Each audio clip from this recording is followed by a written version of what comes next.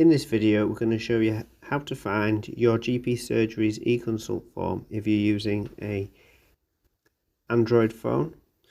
So in this video, we're using a Samsung phone. So if you need to find your web browser app, so on here we're using Chrome. If you open Chrome, and then in the search bar, type in the name of your GP surgery. So in this example, we're using the Village Medical Centre. You type in obviously Linthorpe or Borough Road or Foundations.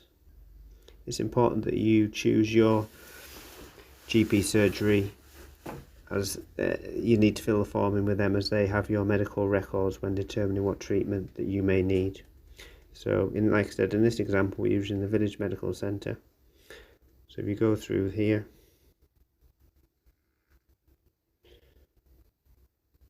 we need to make sure that it's Middlesbrough. There we go. So make sure that it's the right one. So open that up. That takes you to the page, and then here you can see eConsults there straight away. So just tap on either one of those. You can either manage cookies or accept all cookies. Just accept all.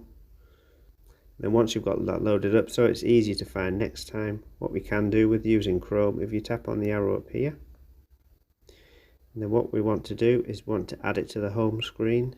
So just tap on that.